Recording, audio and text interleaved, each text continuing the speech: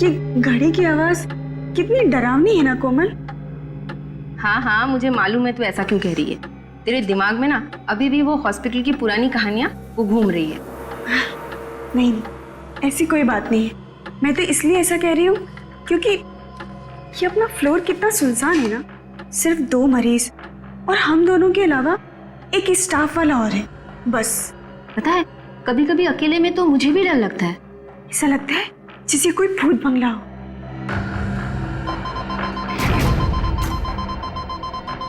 कोमल एक इमरजेंसी है first floor पे, मैं अभी आती हूँ। हाँ।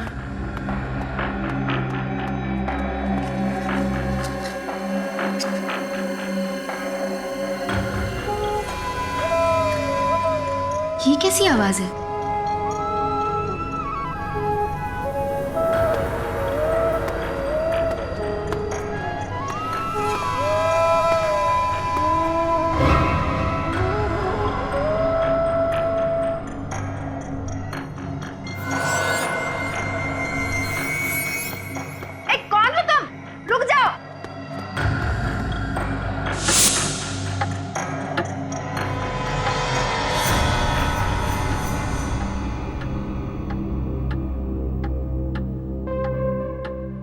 ये काम अधूरा छोड़कर कोमल कहाँ चली गई?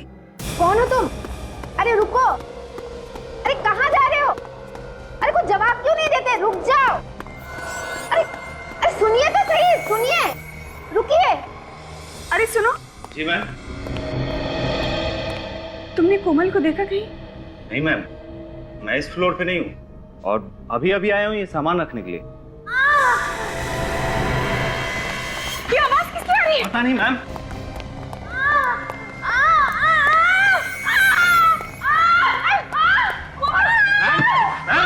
मैम क्या हुआ मैम? मैम मैम क्या हुआ मैम? मैम मैम अरे क्या हुआ? मैम मैम क्या हुआ? एक आदमी सफेद सफेद। कौन सफेद? सफेद कपड़ों में। क्या हुआ? मैम मैम इनके कानों से तो खून आ रहा है। जल्दी से इसे चलेगा, आईसीयू ले जाना पड़ेगा। जल्दी जल्दी। जी मैम। कोमल, कोमल! अरे कोमल क्या हुआ बता?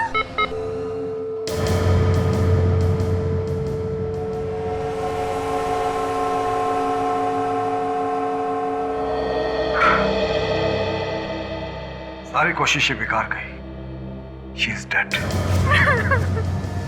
ऐसा इसने क्या सुन लिया जिससे इसके कान के पर्दे भी फट गए और ब्रेन हेमरेज भी हो गया। इसके दिमाग में कोई बीमारी थी, इसने कभी ऐसा कुछ नहीं बताया था। सर उस कॉरिडोर में ही कुछ हुआ था, वरना ये तो ठीक ठाक थी। जब तुम्हें ऐसी हालत में मिली थी इसने तुमसे कुछ कहा था? नहीं सर, मुझसे तो कुछ भी नहीं कहा था, लेकिन हाँ एक आदमी से डरी हुई थी और कह रही थी कि उसे कोई आदमी दिखा था जो सफेद कपड़ों में लिपटा हुआ था। सफेद कपड़ों में? कौन हो सकता है कॉरिडोर में? इस हॉस्पिटल में ही कुछ गड़बड़ है। हॉस्पिटल खुले हुए अभी कुछ दिन हुए हैं और ये सब नाटक शुरू हो गया। क्या हो रहा है? अपनी जबान पे काबू रखो और कोई भी इस तरह की अफवाह मत फैलाओ। सर सबको मालूम है यहाँ पे पहले दिमाग का हॉस्पिटल था। इस तरह की घटनाओं की वजह से ही ये हॉस्पिटल बंद हुआ था। सुना तो मैंने भी था, उस वक्त भी ऐसे कुछ लोगों की मौत हुई थी। तुम लोगों को शर्म नहीं आती इस तरह की बातें करते हुए? जिस थाली में खाते हो उसी में छेद करते हो। सर हमें डीन से ये सब कुछ बातें कर लेनी चाहिए। हाँ, लेकिन इसे ब्रेन हेमरेज हुआ कैसे?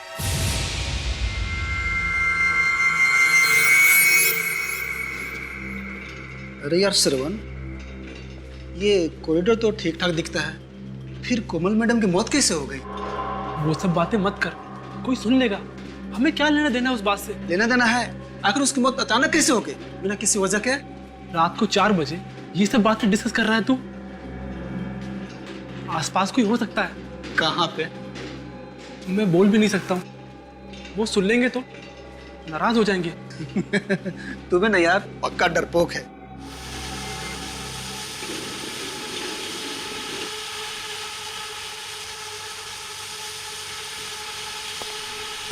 ये आवाज कैसी? मैंने कहा ना कोई है यहाँ पर। तू चुपचाप जल्दी चल यहाँ से। देख, देखा क्या? वो जो गया अभी। कौन? मैंने तो नहीं देखा। अच्छा तू रुक यहीं, मैं अभी आता हूँ। अभी अभी तो इतना डर रहा था, अब अचानक कहाँ जा रहा है तू? मैं अभी आके बताता हूँ।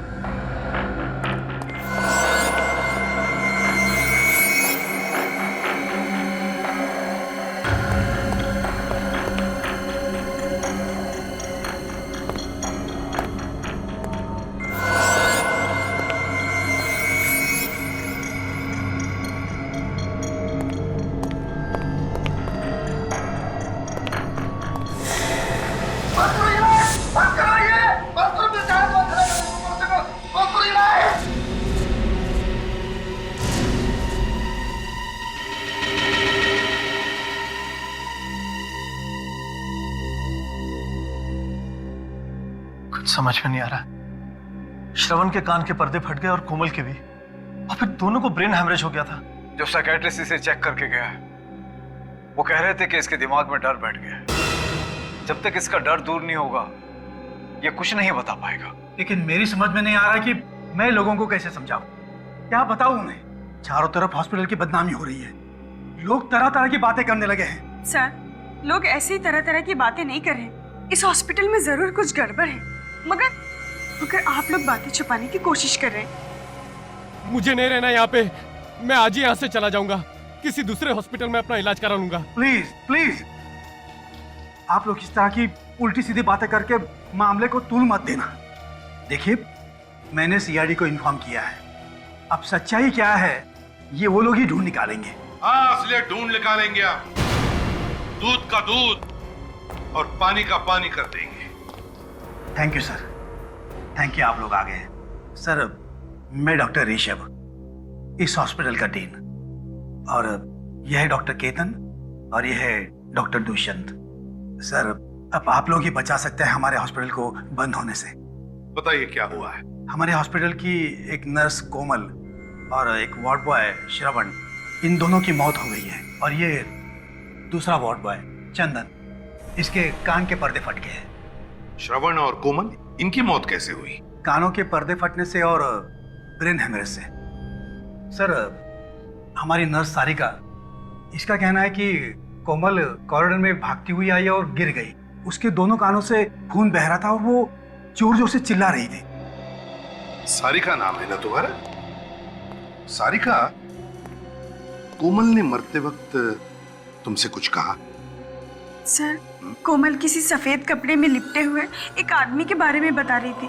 क्या क्या बताया उसने? सर, पूरी बात बताने से पहले ही वो बेहोश हो गई।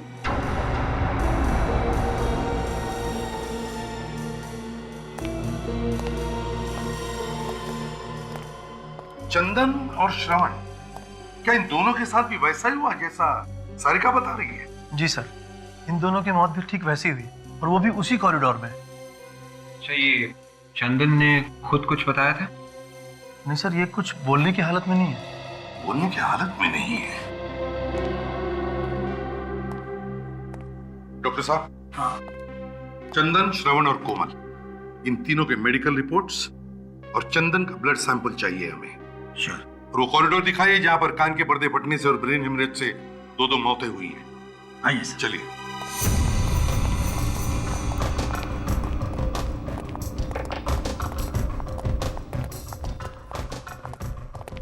सर, यही वो कॉरिडोर है जहां दोनों घटनाएं हुई हैं। सारिका, तुम उस वक्त कहां पर थी?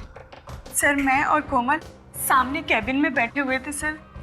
फिर कुछ देर के लिए मैं नीचे चली गई रिसेप्शन पर। जब वापस आकर देखा तो कोमल कैबिन में नहीं थी सर। तभी मैंने देखा कि वो वहां से भागती हुई आ रही है और उसके कान से बहुत खून निकल रहा था सर।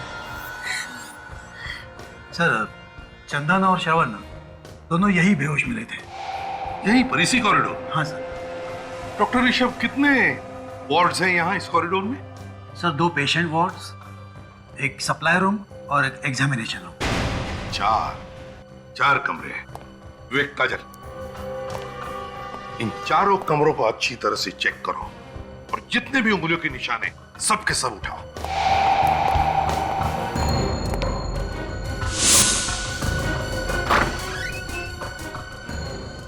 वैसे एक बात बताओ, कोमल ने जो सारिका को बताया था उस सफेद कपड़े में लिपटे हुए आदमी के बारे में, क्या तुमने देखा है उसे? नहीं सर, सफेद कपड़ों में ऐसा कोई आदमी नहीं दिखा आज तक, मगर हाँ कभी कभी अजीब सी आवाज जरूर सुनी है। आवाज? जी सर। कैसी आवाज? सर जैसे किसी पाइप में से कोई हवा पास हो रही हो।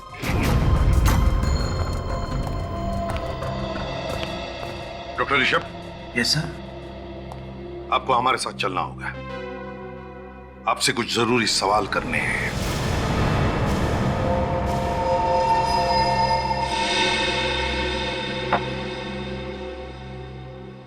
देखिए मिस्टर ऋषभ, घबराइए मत।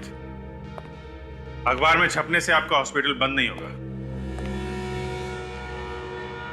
बंद तो नहीं होगा सर, लेकिन बदनामी तो होगी ना। हाँ, बदनामी तो जरूर होगी, क्योंकि वहां काम ही कुछ ऐसा हुआ है। सबसे पहले तो आप अपने स्टाफ को समझाइए। सबके सब चिल्ला रहे हैं कि वो जगह डरावनी है।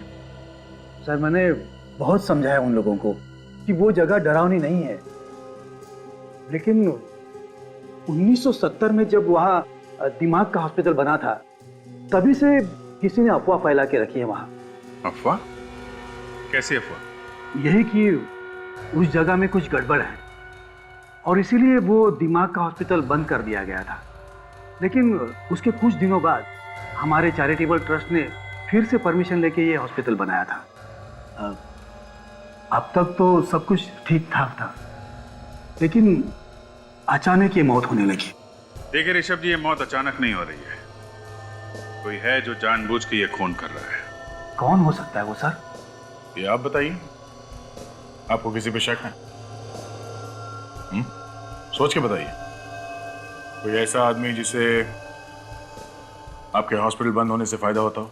हाँ सर, कुछ लोग तो है जिन्हें हॉस्पिटल बंद होने से फायदा होगा। कौन लोग हैं वो? कुछ बिल्डर्स है सर, जिन्हें हमारे हॉस्पिटल के बारे में सब कुछ पता है। क्या क्या पता है? यही कि हमारा ट्रस्ट बिल्डिंग तोड़ के नया हॉस्पिटल नहीं बना सकता।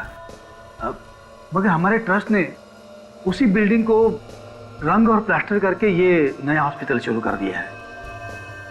उन बिल्डर्स को लगा होगा कि ये ट्रस्ट गरीब है, इसलिए अफवाह सुन के जगह छोड़ के भाग जाएंगे। ठीक है, आप जाइए। और हाँ, उस फ्लोर पे जितने भी मरीज हैं उन सबको वहां से हटा दीजिए।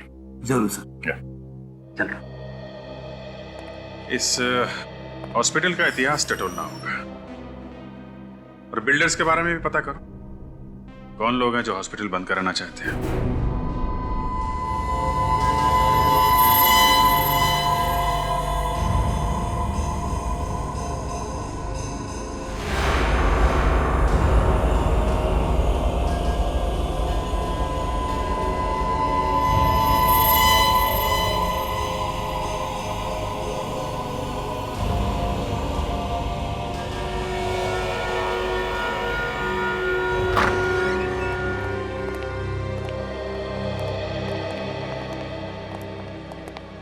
हाँ भैया, क्या हाल है? डिपेंड करता है आप क्या बताने वाले हैं। हाँ, मैं ये सोच रहा हूँ कि आखिर इन दोनों की दिमाग की नस कहाँ फटी और कैसे फटी। क्योंकि देखो, ये दोनों के दोनों जवान हट्टे कट्टे, तो फिर इन्हें ब्रेन हेमरेज हुआ कैसे? क्या दरअसल ब्रेन हेमरेज तो 40-50 साल की उम्र के बाद हुआ करता है। तो फिर एक बात पक्की है बॉस, इन दोनों के कान के पर्दे फट गए। सर हो सकता है इन लोगों ने कोई ऊंची आवाज सुन ली हो, जैसे कान के पास कोई बॉम्ब फट गया हो। एग्जैक्टली ऐसा ही हुआ है। वैसे भी इन दोनों की पोस्टमार्टम रिपोर्ट हमें ये बताती है कि इन दोनों को ना तो कोई कान की बीमारी थी और ना ही कोई ब्रेन हेमरेज होने के लक्षण थे। मगर सर, ऊंची आवाज से कान के पर्दे कैसे फट सकते हैं?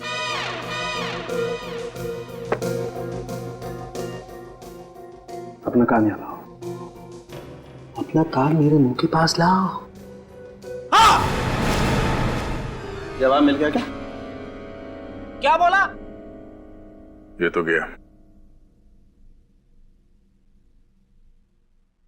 अरे क्या बोला? कुछ सुनाई नहीं दे रहा है।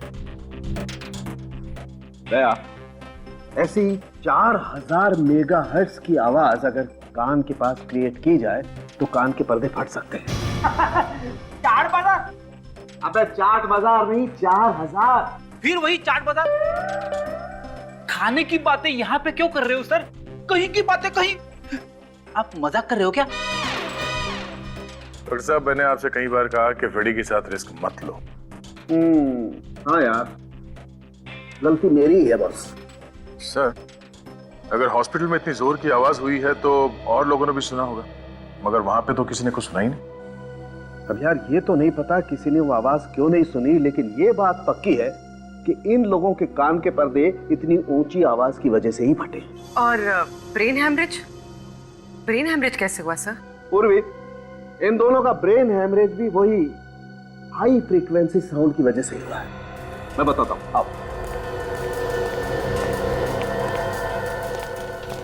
मैंने बताया, जिस ऊंची आवाज की वजह से इनके कान के पर्दे फटे हैं, उसी ऊंची आवाज की वजह से इनके दिमाग में एक किस्म का केमिकल रिएक्शन हुआ, जिसकी वजह से इन दोनों के दिमाग की नसें फट गई और इन दोनों का ब्रेन हैमरेज हो गया। मगर सर, वो दूसरा वार्ड बॉय चंदन, उसे ब्रेन हैमरेज क्यों नहीं हुआ? उसके तो सिर्फ कानों के पर्दे फटे हैं। ये भी पता चल जाएगा। जैसे ही उसकी ब्लड रिपोर्ट आएगी ये पता चल जाएगा। और वो जो उंगलियों के निशान मिले थे डॉक्टर तारिका हॉस्पिटल वार्ड के दरवाजे के ऊपर से, उसमें कोमल या श्रवण की उंगलियों के निशान मिले? नहीं, अभी तक तो नहीं मिले। मैं एक निशान से मैच करके देख रही हूँ।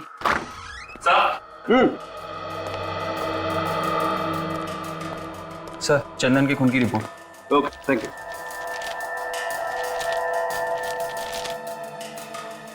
Oh my God! क्या हुआ सर? अरे यार, चंदन के खून में तो ऐसी ड्रग मिली है जो उसे ठीक होने ही नहीं देगी। इस चंदन को तो गलत दवाई दी जा रही है बॉस। ये दवाई हॉस्पिटल में दे रहा होगा कोई। फिर दवाइयां बंद करनी होगी, वरना वो कभी हमें सच्चाई नहीं बता पाएगा। छोड़ दो मुझे, जाने दो, छोड़ दो मुझे, छोड़ दो मुझे, जाने दो, छोड़ दो, छोड़ दो। ममता, इसे नींद का इंजेक्शन दो जल्दी। छोड़ दो मुझे, छोड़ दो मुझे, छोड़ दो मुझे, छोड़ दो मुझे, छोड़ दो मुझे, छोड़ दो मुझे, छोड़।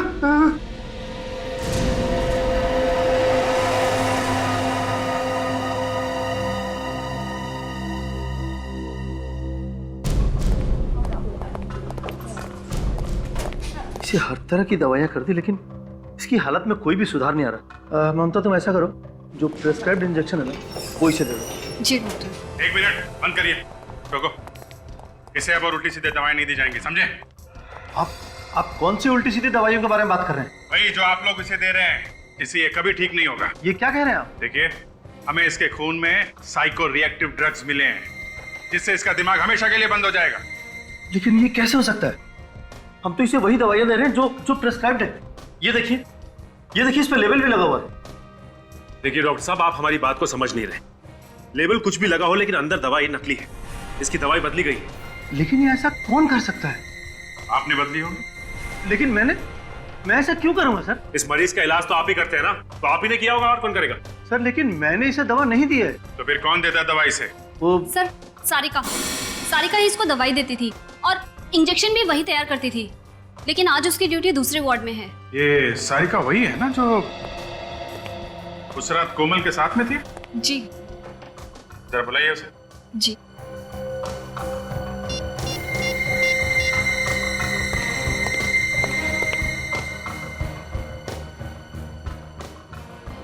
सर, वो फोन नहीं उठा रही है। सर, कहीं वो भाग तो नहीं गई? सारिका मैडम से क्या हो गया? सारिका मैडम, क्या हुआ? सारिका मैडम। ओह नो, देखो जरा। ये तो मर चुकी है।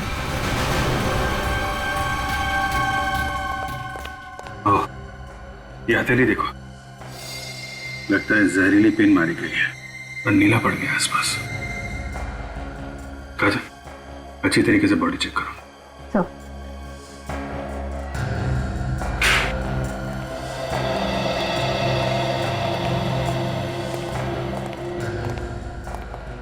कैसे हुए ये सब? हैं?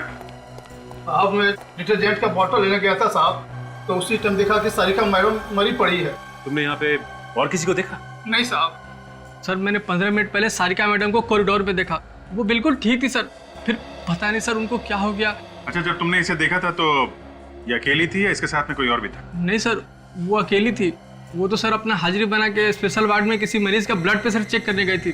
मैंने भी उससे नई दवाइयों की फाइल के बारे में पूछा था, तब तक तो वो सही थी। फिर कौन मार गया उसे? सारिका खूनी को जानती थी। ऐसा ही लगता है। और खूनी को लगा होगा कि हम इस सारिका तक पहुंचने वाले हैं, इसलिए उसने सारिका का खून कर दिया। इस सारिका तो सिर्फ एक मोहरा थी अभिजीत। असली खूनी तो अभी भी शराफत का मुखौटा लगाकर घूम रहा है हॉस्पिटल में। इसके शराफत का मुखौटा उतारने के लिए कोई चाल चलनी पड़ेगी दया, क्योंकि खूनी को पता चल चुका है हम उस तक पहुंचने वाले हैं, इसीलिए उसने सारिका को मार दिया। सारिका के हस्बैंड से पूछताछ करेंगे, उसे कुछ ना कुछ तो मालूम होगा वो किसके लिए काम करती थी। मगर वो भाग गया, कभी ना कभी तो वापस आएगा ना। सर इस हॉस्पिटल का ब्लूप्रिंट मिल गया है सर, और ये फाइल है सर, इसमें उस हॉस्पिटल की पूरी जानकारी है सर। और सर ये वो नक्शा है जब वहाँ पे दिमाग का हॉस्पिटल था सर, और ये वाला अभी का है, अभी के चैरिटेबल हॉस्पिटल का सर। ये दिमाग का हॉस्पिटल बना 1970 में और बंद हुआ 1990 में। जी, इस दोनों नक्शे में कुछ ज्यादा फर्क नहीं है, बिल्कुल एक ही जैसे हैं। ये बिल्डिंग बनाया गया, बस ये कुछ ब्लॉक्स बनाए गए हैं, बाकी तो वैसे ही है। डीन भी यही कह रहा था।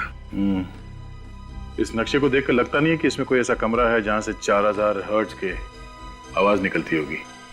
कमरा तो बना है दया, वो भी काफी सोच समझ के, क्योंकि उन लोगों को मालूम था कि बिल्डिंग के बनावट के साथ छेड़छाड़ करेंगे तो बिल्डिंग गिर जाएगी।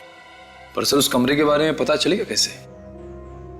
उन उंगलियों के निशान से पता चलेगा जो दरवाजे पे से उठा के लाए गए हैं।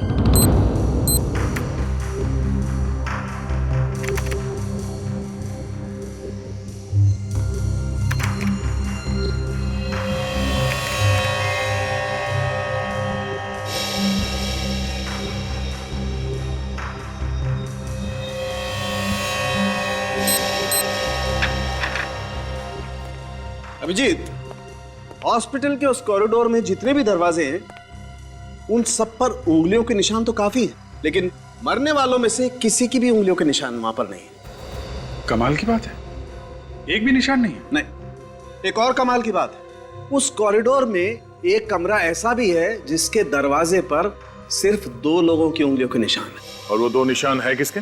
विवेक और काजल के। विवेक और काजल की उंगलियों के निशान उस दरवाजे पे मिले? शायद हुआ ऐसा होगा कि खूनी ने जाते वक्त दरवाजे पर जितने भी उंगलियों के निशान थे सब साफ कर दिए, लेकिन जब काजल और विवेक कमरे में चेक करने के लिए पहुंचे तो उनकी उंगलियों के निशान उस दरवाजे पर रह गए। मतलब खूनी हॉस्पिटल का ही कोई आदमी है, और उन दोनों मरने वालों को जो कुछ भी हुआ है उस कमरे में ही हुआ है। शायद खूनी वहां छुप के बैठा होगा। मगर उस कमरे को विवेक और काजल ने बहुत अच्छी तरह से चेक किया और वहां पे ऐसी कोई चीज नहीं मिली जिसकी आवाज से कानों के पर्दे फट जाएं। फिर भी दया, फिर से चेक करना पड़ेगा वो कमरा। सर 2 बिल्डर्स के बारे में पता चला है सर, जो दुआ कर रहे कि हॉस्पिटल बंद हो जाए और वो लोग उसे खरीद सके। अच्छा, कौन लोग है ये? एक है जयंत और दूसरा दामोदर। सर ये जयंत वहाँ पे एक हाउसिंग सोसाइटी बनाना चाहता है और दामोदर वहाँ पे एक बड़ा सा मॉल बनाना चाहता है। तो फिर इन दोनों में से कोई है जो हॉस्पिटल को बदनाम करके फायदा उठाना चाहता है। एक अजीब बात और है सर। अरे तो पेट में क्यों छुपा रखा है, बता ना, क्या अजीब बात है? ये दामोदर पिछले 1 महीने से कर्नाटक में है, लेकिन जयंत उसी हॉस्पिटल में भर्ती है जहाँ पे ये सब हो रहा है। अच्छा,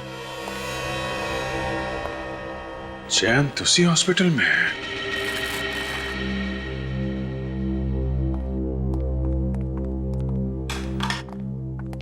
कैसे है मिस्टर जैन? कैसी है तबीयत आपकी? क्या बताऊं सर कैसा हूं। यहाँ खून हो रहा है, चारों तरफ डर है, मैं भी डरा हुआ हूं। हमें तो लगा कि आप बहुत खुश होंगे कि 2-4 लोग और मर जाएं और ये हॉस्पिटल बंद हो जाए, और हॉस्पिटल के बंद होते ही यहाँ पे आप एक नई बिल्डिंग खड़ी करते। सर, जैन बहुत बड़ा आदमी है, उसके साथ छेड़छाड़ करने से हंगामा हो सकता है, और फिर अगर न्यूज़पेपर में आ गया तो हमारे हॉस्पिटल की बदनामी होगी सर। तो अब क्या हो रहा है, हैं? अब क्या हो रहा है डॉक्टर ऋषभ? कोई कसर बाकी है हॉस्पिटल की बदनामी होने की? जो कुछ भी हुआ है ना, इसी कमरे में हुआ है, इसी कमरे में। सर, यहाँ तो मरीजों की जांच होती है। तो फिर इसका मतलब है बहुत सारे मरीज आते होंगे इस कमरे में? हाँ। तो फिर उनके उंगलियों के निशान कैसे नहीं इस कमरे के दरवाजे पर? क्या बिना हाथ लगाए अंदर घुस आते? ये आप क्या कह रहे हैं? मैं भला ऐसा क्यों करूंगा? मैं कुछ समझा नहीं। इतने नासमझ तो आप लगते नहीं हैं। आप इस हॉस्पिटल की जमीन को खरीदना चाहते हैं ना, इसलिए हॉस्पिटल को बदनाम करने के लिए आपने लोगों का खून कर दिया। यहाँ का स्टाफ और यहाँ के मरीज हॉस्पिटल छोड़कर भाग रहे हैं, लेकिन आप है कि यहीं पे चिपके हुए। क्यों? मैंने खून नहीं किया। तो फिर हॉस्पिटल में मरीज बन के आने का आपका मकसद क्या है? मरीज हूँ तो मरीज बनकर ही आऊंगा ना। रेडी? या जितनी भी मशीन है, एक एक मशीन को अच्छी तरह से चेक करो, एक एक मशीन को। कोई भी चीज छूटनी नहीं चाहिए। वो चीज यहीं पर छुपी है जिसमें से वो भयानक आवाज आकर लोगों के कानों के पर्दे फटे, समझे? वैसे ये आपकी रिपोर्ट तो बताती है कि आपके दिल में दर्द उठा था और आप भागते हुए हॉस्पिटल चले आए थे, लेकिन हॉस्पिटल के डॉक्टर्स का कहना है कि आपके सीने में दर्द कुछ नहीं हुआ था, सब नाटक था। जब तक दर्द चला गया था। ओह, आपका दर्द चला गया, लेकिन आप यहाँ पे चिपक कर बैठ गए। क्यों? बोलती बंद हो गई ना? इस हॉस्पिटल में जो भी खून हो रहे हैं आपकी देखरेख में हो रहे हैं, और यहाँ तक कि कोमल और सारिका का खून भी आप ही ने करवाया है। ऐसी कौन सी चीज है वो? ये जो आपकी सारी मशीन है ना, सब खोल कर देखेंगे, पता चल जाएगा कहां से आवाज आती है। वो खोल के देखेंगे? जी हाँ। ये मशीनें खराब हो जाएगी सर, बहुत कीमती मशीनें हैं ये। आपकी मशीनें कीमती है या इंसान की जान कीमती है? कैसे डील है आप? कैसे डॉक्टर है आप? आपको ऐसे नहीं लगता कि पता लगाना चाहिए क्यों जाने जा रही है लोगों की? रेडी? ये सारी मशीन खोलने का हमारे पास सामान है ना? है ना सर, गाड़ी में लेकर आओ, और मजदूर भी लेकर आना। कुछ तोड़ के देखना है। तोड़ना है? सर आप मानो या ना मानो, ये खून मैंने नहीं किए। तो फिर मरने से पहले सारिका इस वार्ड में क्यों आई? मुझे नहीं मालूम। हमेशा तो दूसरी नर्स आती थी, पता नहीं उस दिन वो क्यों आई थी। उस दिन कौन सी नर्स ड्यूटी पे थी? यहाँ पे ड्यूटी तो मेरी थी, पर सारिका यहाँ पे क्यों आई थी ये मुझे नहीं मालूम। ये तो हम पता लगा ही लेंगे, लेकिन जब तक ये केस सॉल्व नहीं हो जाता आपको इस हॉस्पिटल में कुछ और दिन आराम करना होगा। जी हाँ जी, बोलिए क्या चाहिए? हम लोग सीआईडी से। आप प्रतीक हैं, सारिका के हस्बैंड? जी। देखिए, एक अजीब बात पता चली है। जो आदमी हॉस्पिटल में मर्डर कर रहा है, आपकी वाइफ उसके साथ मिली हुई थी। शक था मुझे भी यही शक था। जरूर वो कोई गलत काम कर रही है। अगर आपको शक था तो आपने पूछा नहीं अपनी वाइफ से? पूछा था सर, लेकिन उसने कुछ नहीं बताया। चुप चुप के रोज फोन पे बातें किया करती थी किसी से। देखिए, मामला यहां तक पहुंच गया है तो आपकी इजाजत हो तो आपके घर की तलाशी लेनी पड़ेगी, क्योंकि खूनी अभी भी खुला घूम रहा है और हो सकता है सुराग आपके घर में ही। ठीक है, चेक करो। चलो। ये किससे फोन पे बातें करती थी आपकी वाइफ? क्या बातें करती थी? कुछ पता नहीं चला सर, और एक दिन अचानक देखा कि उसके पास बहुत सारा पैसा आ गया। मैं तो इतना सारा पैसा देखकर चौंक गया था।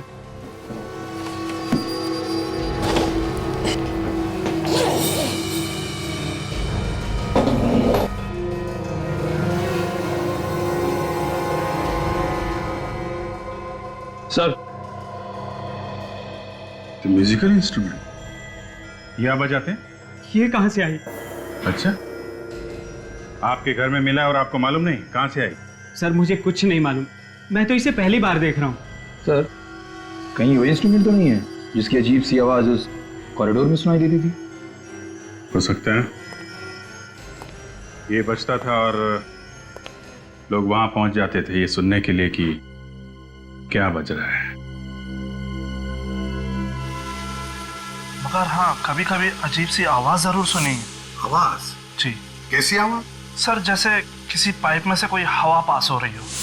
यही है, वैसी आवाज जैसे उस मरीज ने बताई थी।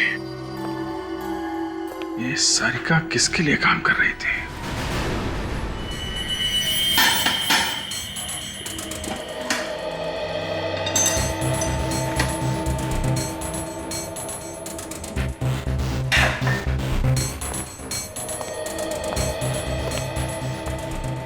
सर, इस आदमी को पता भी नहीं कि क्या करना है, फिर भी इसने सारी मशीनें खोल के रखी है।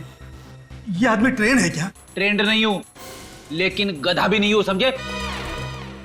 सर हम लोग जैन से मिलके आ रहे हैं। उसे देख के लगता नहीं कि उसे कोई बीमारी मारी है सर। अच्छा, और तो और सारिका ने मरने से पहले आखिरी बार जैन से ही बात की। और सर सारिका की ड्यूटी भी नहीं थी उस वक्त उस वार्ड में। तो बताइए डॉक्टर ऋषभ, एक हट्टा कट्टा आदमी जयंत आपके हॉस्पिटल में मरीज बनकर लेटता है और आपकी हॉस्पिटल की नर्स सारिका उससे मिलने के बाद मर जाती है, कैसे? मालूम नहीं सर। और सारिका, बताइए सारिका वहां पर गई क्यों उस वार्ड में जब उसकी ड्यूटी नहीं थी? मुझे मालूम नहीं सर। अरे इसके अलावा कोई जवाब है क्या नहीं आपके पास?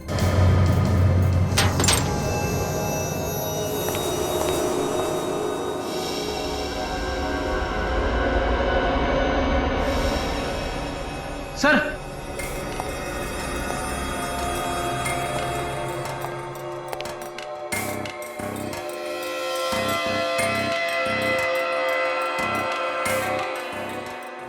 सोनिक वेपन, आवाज का हथियार, ये भी आवाज का हथियार, ये भी तीन आवाज का हथियार। कौन से हथियार सर? कौन से हथियार? ये वही हथियार है जिसमें से वो भयानक आवाज निकलने की वजह से चंदन, कोमल और श्रवण के कान के पर्दे फट गए। ये तीनों डिवाइसेस इस मशीन के अंदर कैसे पहुंचे? यही तो हम भी पूछना चाहते हैं आपसे डॉक्टर ऋषभ, कि तीनों के तीनों आवाज के हथियार इतने बड़े मशीन के अंदर कहां से आए? बताइए कहां से आए, बताइए। सर, ये देखिए सर, ये वायरिंग इस कमरे से होके उस कमरे की तरफ जा रही है। लेकिन सर वो आवाज इतनी जोर से हुई कि उन तीनों के कान के पर्दे फट गए, तो फिर वो आवाज हमें क्यों सुनाई नहीं दी? आपको क्यों नहीं सुनाई पड़ी? सचिन, बाहर मजदूर आए होंगे, बुलाओ उन्हें अंदर।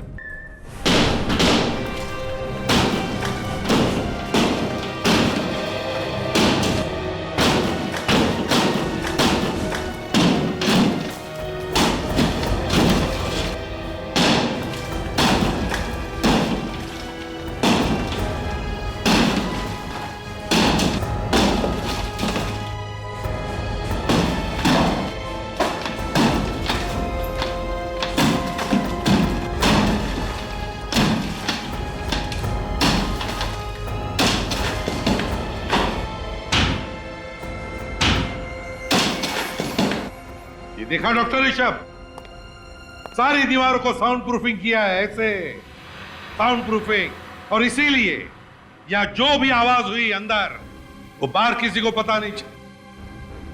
सचिन, अच्छी तरह से जाकर चेक करो, देखो, ढूंढो इसका स्विच कहां पर है। हाँ फ्रेडी, बंद करो अभी।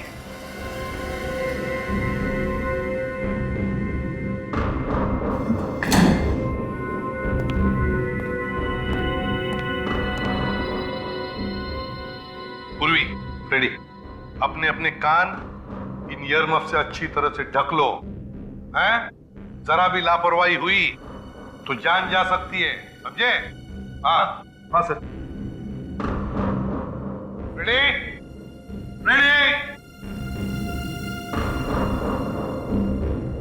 सर, जरा सी भी आवाज सुनाई नहीं दे रही है। Very good, excellent.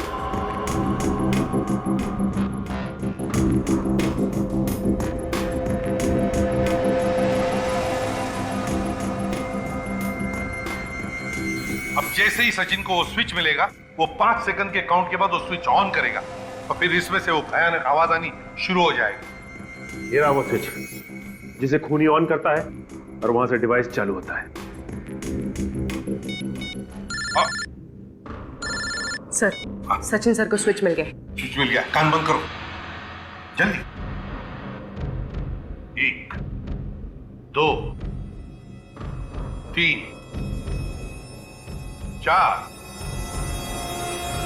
5।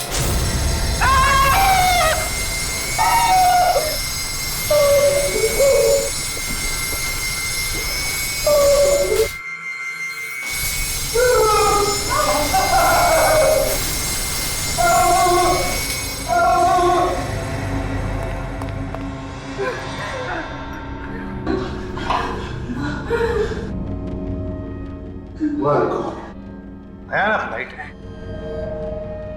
मेरा तो सिर अब भी घूम रहा है। सर मेरे कान गूंज रहे। आप लोग ठीक हैं? कुछ हुआ तो नहीं? नहीं सचिन, हम लोग ठीक हैं, लेकिन इतना भयानक अनुभव था ये, भयानक। इससे पता चलता है कि इतनी दर्दनाक मौत हुई होगी उन लोगों की। डॉक्टर ऋषभ, ये कोई एग्जामिनेशन रूम नहीं है, कोई एग्जामिनेशन रूम नहीं, टॉर्चर रूम है ये। मेरे तो हाथ पैर अभी भी कांप रहे हैं सर। आंखों के सामने सभी चीजें चलती फिरती नजर आ रही है।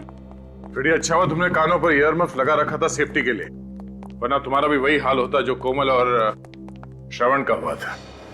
मगर सर खूनी है कौन? जैन पे शक है, लेकिन सबूत नहीं है उसके खिलाफ।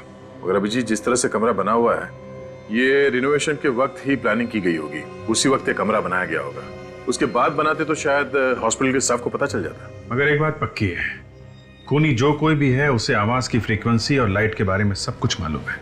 अच्छी तरीके से जानता है वो आदमी कि इन चीजों के इस्तेमाल से कैसे किसी को मारा जा सकता है, कितनी आवाज से कान के पर्दे फट जाएंगे, कब ब्रेन हैमरेज होगा, सब कुछ जानता है।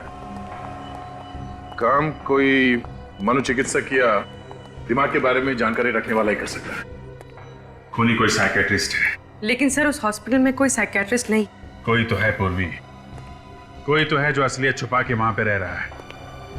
उसे बाहर निकालने के लिए कोई खेल खेलना पड़ेगा, कोई दिमागी खेल।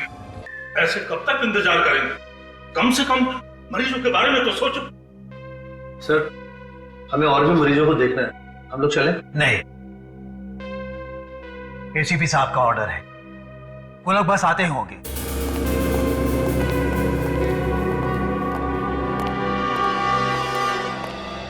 सर, पता चला कि खूनी कौन है? हाँ बिल्कुल पता चल गया, बस थोड़ी देर में बता देंगे। लेकिन फिलहाल हम आप लोगों की हिफाजत करने के लिए आए हैं। किस तरह की हिफाजत सर? आप लोगों पर जिस तरह से हमले हो रहे हैं, उन हमलों से आपकी हिफाजत। सर, ऐसा हो सकता है? इन हमलों से बच सकते हैं हम लोग? क्यों नहीं बच सकते? आप लोगों के कान के पर्दे फटना, ब्रेन हेमरेज होना, इन सभी हमलों से आप बच सकते हैं, क्योंकि हमारे फोरेंसिक सर्जन डॉक्टर साळुंखे इन्होंने एक स्पेशल इंजेक्शन बनवाया है उसके लिए। कहीं हम लोग और भी बीमार तो नहीं हो जाएंगे इस इंजेक्शन से? जी नहीं, आप लोग बिल्कुल मत घबराइए, बहुत सारे टेस्ट करने के बाद ये इंजेक्शन बनाया गया है। मैंने अपने ऊपर भी टेस्ट किया इस इंजेक्शन को, बिल्कुल चिंता मत कीजिए, कोई प्रॉब्लम नहीं होगी। डॉक्टर साळुंखे, बताएंगे कि इस इंजेक्शन में कौन सी दवाई है? आई मीन फॉर्मूला क्या है? आप लोगों में से कोई दिमाग का डॉक्टर होगा तो पहचान सकता है फॉर्मूला क्या है। फिर भी सर, आप बताइए तो सही। सोडियम पेंटाथॉल सीरम है इसका नाम। लाओ, आ दो। क्या कर रहे हैं आप? क्या हो गया डॉक्टर दुष्यंत? आपने अपना हाथ पीछे क्यों खींच लिया? कुछ परेशानी है क्या आपको? नहीं, कोई परेशानी नहीं है, लेकिन ये समझ में आ गया है कि आप लोग क्या करने जा रहे हैं। अरे वाह, क्या बात, बड़े होशियार हैं आप डॉक्टर दुष्यंत हैं? तो फिर बताइए क्या करने वाले हैं हम? आप लोग हम सबको बेवकूफ बना रहे हैं, क्योंकि सोडियम पेंटाथॉल मानसिक रोग दूर नहीं करता है, बल्कि सच्चाई उगलवाने की दवा है जो कि अपराधियों को दी जाती है। डॉक्टर दुष्यंत, ये सब आप कैसे जानते हैं? वो डॉक्टर दुष्यंत तो और भी बहुत कुछ जानते हैं, है ना डॉक्टर दुष्यंत? ईएनटी स्पेशलिस्ट, कान नाक और गले के स्पेशलिस्ट। वैसे आप मत घबराइए, इसमें सिर्फ ग्लूकोज का पानी है। हाँ डॉक्टर दुष्यंत, तुम्हारी सच्चाई जानने के लिए किया हुआ ये ड्रामा है, समझे? बोलिए क्या बोलना है? हटा!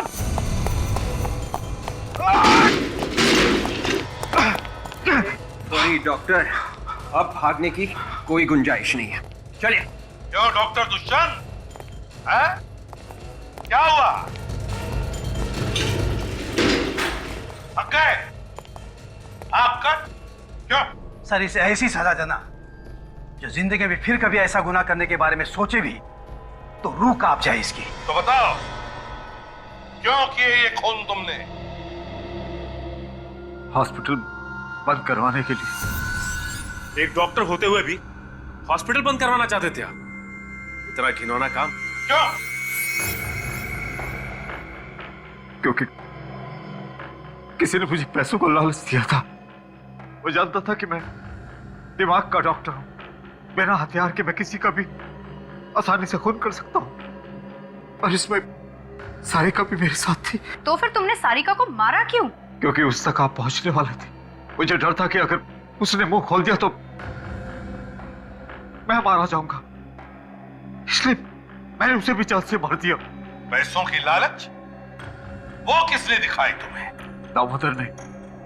वो यहां पर एक मॉल बनाना चाहता था।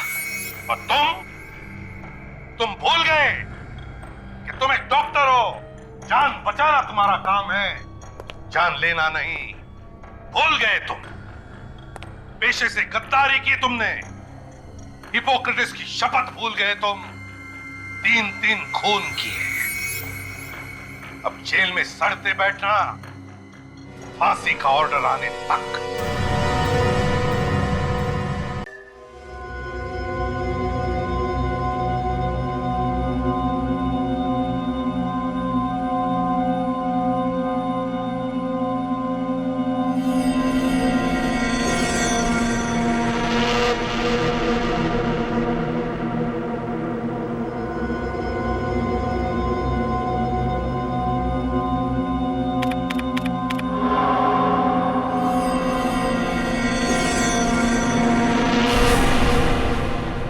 क्या करूं?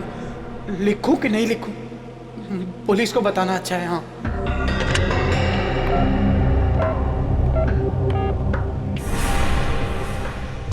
लेकिन अगर पुलिस ने कुछ नहीं किया तो एडिटर बोलेगा मुझे क्यों नहीं बताया। हाँ, एडिटर को बताना अच्छा है। हाँ, एडिटर को। अगर मेरा शक गलत निकला तो हमारे अखबार की बहुत बदनामी हो जाएगी, पर अगर मेरा शक सही निकला तो आग लग जाएगी, आग हर जगह। क्या करूं, कुछ समझ में ही नहीं आ रहा है। What should I do?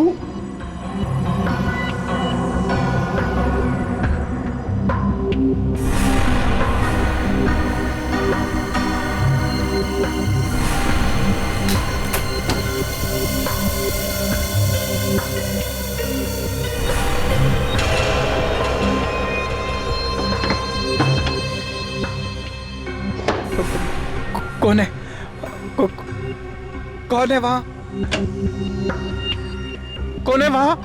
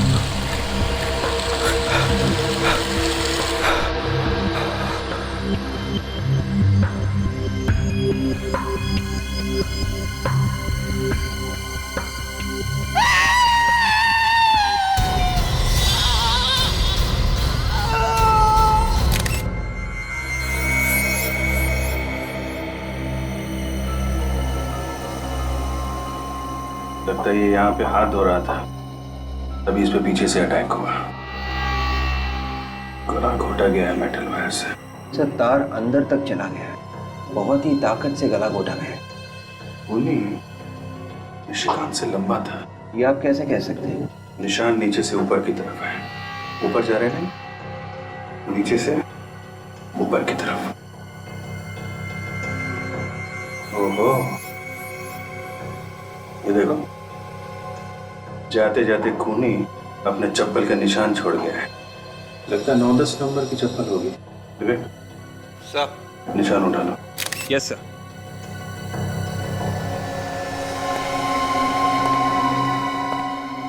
कुछ मिला काजल? तो सारी चीजें उछल पुछल हैं। खूनी ने निशिकांत के केबिन की अच्छी तरह से तलाशी ली है। मेज में ऐसा क्या था जो खूनी यहां से चुराना चाहता था? सर, ये देखिए सर, निशिकांत ने अपने केबिन में सर ये मैग्नेटिक लॉक लगा रखा है। बाकी ऑफिस के किसी भी केबिन में ऐसा मैग्नेटिक लॉक नहीं है सर। अच्छा, ये ताला तो कार्ड से खुलता है ना? चाबी वगैरह तो नहीं होती? नहीं सर, ये कार्ड से खुलता है। निशिकांत के अलावा किसके पास था ये कार्ड? सर, ये कार्ड सिर्फ उन्हीं के पास रहता था। अब उन्होंने ये कार्ड किसी और को दिया हो, सर ये मुझे नहीं पता।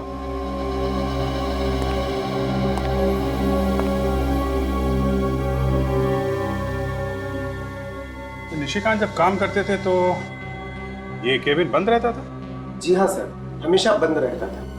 इसका मतलब ये काम किसी पास वाले आदमी का है, किसी ऐसे आदमी का है जिस पे निशिकांत ने भरोसा किया और उसे अपना कार्ड दिया। वैसे ये ताला सिर्फ निशिकांत के केबिन पे ही क्यों है? पता नहीं सर, पर उन्होंने एडिटर साहब से खास रिक्वेस्ट की थी कि उनके केबिन में लॉक लगाया जाए। जिस समय निशिकांत यहाँ काम कर रहे थे उस वक्त ऑफिस में कौन कौन लोग मौजूद थे? 1 मिनट सर, अनिल रजिस्टर लेके आना। सर, कौन कब आता है कब जाता है हम सारे लोगों की एंट्री करके रखते हैं रजिस्टर में। ये लीजिए सर। 7 लोग थे ऑफिस में, 6 स्टाफ के और 1 विजिटर, विक्रमादित्य। ये विक्रमादित्य कौन है? सर, ये बिजनेसमैन है, इंटरव्यू के लिए आए थे। आपके ऑफिस में चप्पल कौन पहनता है 9-10 नंबर की? चप्पल तो अमित साहब ही पहन के आते थे सर। अब चप्पल 9 नंबर की या 10 नंबर की ये मैं आपको नहीं बता सकता। लेकिन अमित का नाम तो रजिस्टर में है ही नहीं। सर, वो कुछ दिन से ऑफिस आ नहीं रहे। क्यों नहीं आ रहे हैं ऑफिस? पता नहीं, पर शायद हो सकता है कि इस लॉक का कार्ड उनके पास हो। केबिन का कार्ड हो सकता है? क्यों? अमित साहब और निशिकांत जी एक साथ काम किया करते थे, पार्टनर की तरह। पार्टनर की तरह? इस अमित का एड्रेस दीजिए जरा। ये आप लोग क्या कह रहे हैं सर? मैं किसी का खून कैसे कर सकता हूँ? पिछले 2 दिन से मैं अस्पताल में था। आज सुबह ही घर वापस आया हूँ मैं। क्यों? क्या हुआ? बहुत बुखार है सर। वो लोग बोल रहे थे कोई नई बीमारी है, किसी को भी लग सकती है, इसीलिए मुझे घर भेज दिया। बताया नहीं कि क्या बीमारी है? मैंने पूछा था सर, वो लोग सब डर गए थे। मुझे कहा तुम घर जाओ, दवाइयाँ हम घर ही भेज देंगे। आप लोग भी चले जाओ सर, ये बीमारी आप लोग को भी लग सकती है। सर, अभी चलते, बाद में आते ना। खूनी चाहे बीमारी क्यों ना हो, रहेगा वो खूनी। हम तुम्हें छोड़ के कहीं नहीं जाएंगे। वैसे कौन से हॉस्पिटल में थे तुम? Life long hospital. Life long hospital? Ready? इसकी चप्पल देखो। मैं सर? फ्रेडी, इसकी चप्पल उतारो। मुझे कुछ हो जाएगा। उतारो। चप्पल उतारो। क्यों सर? मैंने कहा चप्पल उतारो।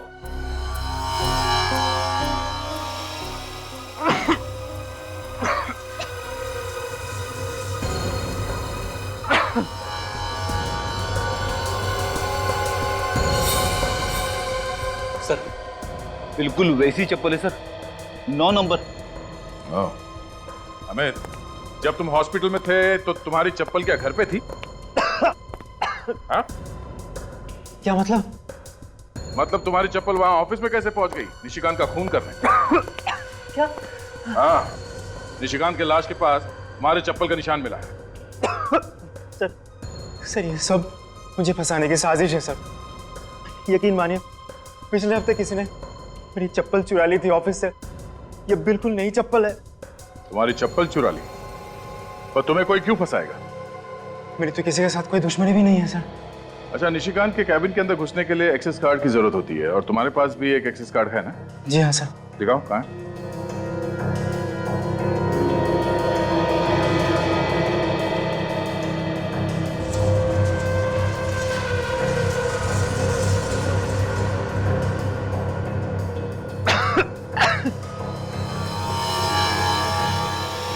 अरे ये कैसे हो सकता है सर?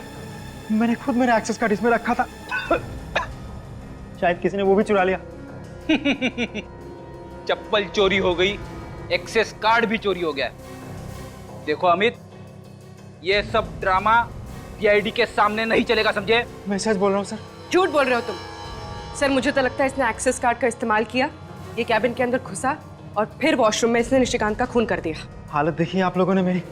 मैं तो ठीक से खड़ा भी नहीं हो पा रहा हूँ। आप लोग हॉस्पिटल वालों से क्यों नहीं पूछ लेते जाके? उनसे भी पूछ लेंगे। अच्छा ये बताओ कि तुम्हें किसी पे शक है? कौन मार सकते हैं निशिकांत को? ये जरूर रागिनी का काम होगा। रागिनी? कौन रागिनी? रागिनी हमारे ऑफिस में ही काम करती है, न्यूज रिपोर्टर है। उसके साथ निशिकांत के अक्सर झगड़े होते थे सर। किस बात को लेके होते थे झगड़े? कि रागिनी उससे जलती थी क्योंकि हमारे एडिटर निशिकांत को उससे बेहतर मानते थे। इसीलिए सर। बेटी पूर्वी, सिटी न्यूज के ऑफिस में जाके इस रागिनी के बारे में सारी इंफॉर्मेशन निकालो। निशिकांत के खूनी का पता चल गया। पता चल गया? कौन है? रागिनी। रागिनी? हाँ सर, पूछताछ से पता चला है कि जिस वक्त निशिकांत का खून हुआ उस वक्त रागिनी ऑफिस में ही थी। जिस वक्त निशिकांत का खून हुआ उस वक्त रागिनी ऑफिस में ही थी, मगर अटेंडेंस रजिस्टर पर रागिनी का नाम ही नहीं था। रजिस्टर पे एंट्री किए बिना ही ऑफिस में घुस के खून करने का इरादा था सर उसका। पर एक बात है सर, रागिनी एक लड़की है और स्टील वायर से गला दबाने के लिए हाथों में काफी ताकत होनी चाहिए। सिक्योरिटी गार्ड के हिसाब से रागिनी की लंबाई निशिकांत से कम है और जिस तरह से गला दबाया गया है नीचे से ऊपर, ये तो किसी लंबे आदमी का काम होना चाहिए ना सर। विवेक, जरा उस ड्रॉर से रस्सी लेके आना इधर।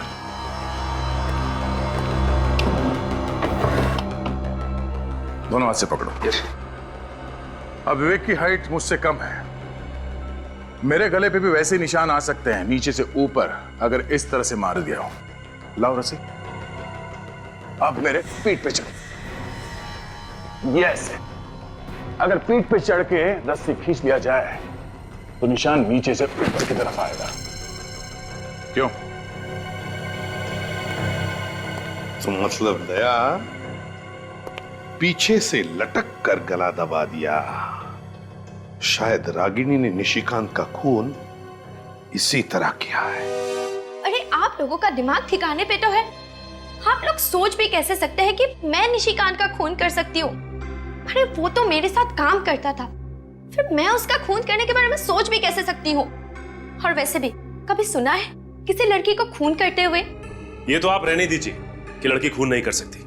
हम लोग रात दिन खून की बातें करते रहते हैं। हमें अच्छी तरह से पता है कि कौन खून कर सकता है और कौन नहीं। इसीलिए आप लोगों को हर इंसान खूनी ही नजर आता है। जी बिल्कुल नजर आता है। आप ये बताइए कि कल रात जब निशिकांत का खून हुआ तो आप ऑफिस में ही थी ना? अरे ऑफिस में काम करती हूँ तो ऑफिस में ही रहूंगी ना। और ऑफिस में और भी तो लोग थे। ऑफिस में जो और लोग थे उनका नाम रजिस्टर में साफ साफ लिखा हुआ है, सिर्फ एक नाम नहीं लिखा हुआ था और वो है तुम्हारा नाम, मिस रागिनी कुमार। अच्छा, रजिस्टर में नाम नहीं है? ऐसा कैसे हो गया? शायद मैं जल्दबाजी में नाम लिखना भूल गई। वैसे किस चीज की जल्दी थी आपको? कहीं पे आग लगी थी या फिर कुछ छिपाना था आपको? नहीं, कोई मेरा इंतजार कर रहा था। वैसे रागिनी जी, आपका इंतजार कौन कर रहा था? निशिकांत? जी नहीं, मिस्टर विक्रमादित्य। विक्रमादित्य? ये वही पॉलिटिशियन है ना जिसके बारे में आपके अखबार ने 2 हफ्ते पहले कुछ उल्टा सीधा छापा था? जी, वो आर्टिकल निशिकांत ने लिखा था। उसने विक्रम जी के ऊपर करप्शन के गलत इल्जाम लगाए थे और इसीलिए तो वो कल मुझे इंटरव्यू देने के लिए आए थे, ताकि वो लोगों को बता सके कि जो पहले लिखा गया था वो सब गलत था। कमाल की बात है, अखबार का एक रिपोर्टर विक्रमादित्य के ऊपर कीचड़ उछालता है और उसी अखबार का दूसरा रिपोर्टर कीचड़ को साफ करने की कोशिश करता है। ये चक्कर क्या है? देखिए, हमारा अखबार सिर्फ सच का साथ देता है। और ये भी तो सच है कि तुम्हारी और निशिकांत की बनती नहीं थी। 36 का आंकड़ा था तुम दोनों के बीच। क्यों? मैंने उससे 2 साल पहले ज्वाइन किया था, लेकिन प्रमोशन उसको मुझसे पहले मिल गया। बस इसी बात का मलाल था मेरे दिल में। रागिनी जी, इतना ही काफी है किसी को ऊपर पहुंचाने के लिए। अरे ये कैसी बातें कर रहे हैं आप लोग? ऐसे आपसी भेदभाव तो हर ऑफिस में होते हैं। हर कोई चलता है एक दूसरे से। दूसरे की बातें छोड़िए, आप अपनी बात कीजिए। देखिए, आप लोग बेवजह मुझ पे शक किए जा रहे हैं। अरे जब निशिकांत का खून हुआ था तब विक्रम जी भी तो थे ऑफिस में। आप विक्रमादित्य पे इल्जाम लगा रही हैं? जी नहीं, मैं इल्जाम नहीं लगा रही। मैं तो सिर्फ ये कह रही हूँ कि जब निशिकांत का खून हुआ तब विक्रम जी भी तो ऑफिस में थे, और वैसे भी वो भी तो चिढ़े हुए थे उनसे। वो तो तुम्हें इंटरव्यू दे रहे थे ना उस वक्त, तो फिर? हाँ, पर बीच में वो उठकर चले गए थे वॉशरूम और तकरीबन 15-20 मिनट तक वापस नहीं आए थे। तो हो सकता है निशिकांत का खून उन्होंने ही किया हो। विक्रमादित्य जी, 2 हफ्ते पहले सिटी न्यूज में आपके खिलाफ एक आर्टिकल छपा था जिसने बुरी तरह से धज्जियां उड़ाई थी आपकी। घूसखोरी से लेकर भ्रष्टाचार के सारे इल्जाम लगाए थे आपके ऊपर। मैं उन्हीं बेबुनियाद इल्जामों की सच्चाई बताने गया था कल रात वहां पर। अच्छा, तो सच्चाई बताते बताते दिल की भड़ास भी निकाल दी। What? आपके खिलाफ जो कहानी छपी थी अखबार में, वो निशिकांत ने लिखी थी। कहीं ऐसा तो नहीं कि आपने निशिकांत का... What do you mean? तुम्हें पता है तुम किसके सामने खड़े हो? इतना घिनौना इल्जाम लगाने की तुम्हारी हिम्मत कैसे हुई? देखिए मिस्टर, फिलहाल तो आप सिर्फ एक सस्पेक्ट हैं, एक ऐसे आदमी जिस पे हमें शक है। इसलिए मेरी आपसे ये रिक्वेस्ट है कि प्लीज कोऑपरेट विद अस। तुम लोग मुझ पर इस तरह से दबाव नहीं डाल सकते।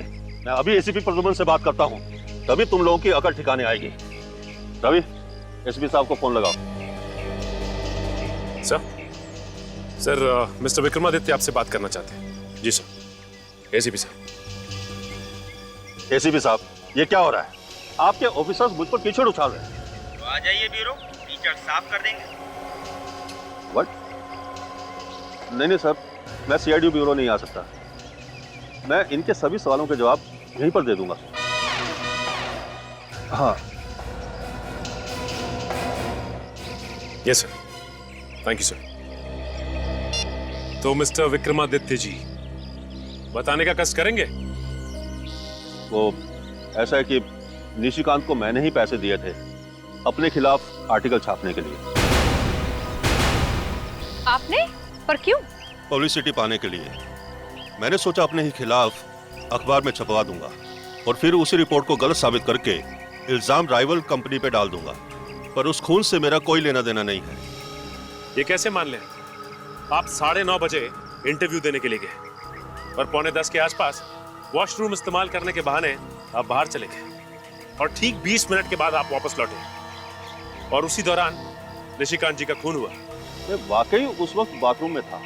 पता नहीं कैसे कल अचानक इंटरव्यू देते वक्त मेरे पेट में गड़बड़ हुई और गड़बड़ इतनी ज्यादा हुई कि इंटरव्यू मुझे आधे में ही छोड़कर आना पड़ा। ये अचानक आपका पेट कैसे खराब हो गया? वैसे तो मैं खाने पीने में बहुत ज्यादा सावधानी रखता हूँ, बाहर का कुछ खाता पीता नहीं। तो फिर कल रात ऐसा क्या खा लिया था जिससे पेट खराब हो गया आपका? कल तो मैंने सिर्फ जूस ही पिया था। तो क्या किसी ने जूस में कुछ मिला दिया? जूस का फ्लास्क मैं खुद ही भरता हूँ। और जूस भी खुद ही बनाते हैं? नहीं, बाजार से टेट्रा पैक खरीदता हूँ।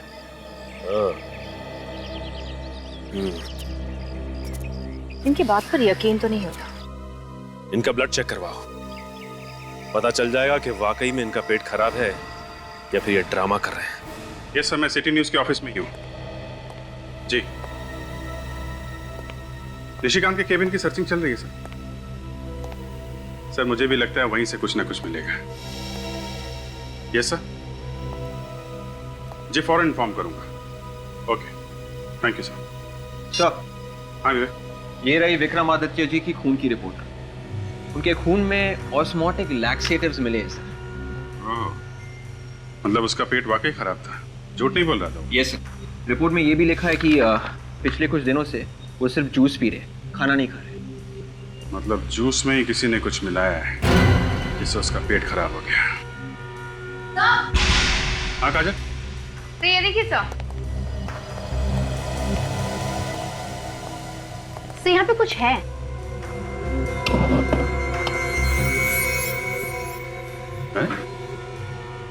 यहाँ मेज के नीचे अखबार चिपका के रखा है, निकालो जरा।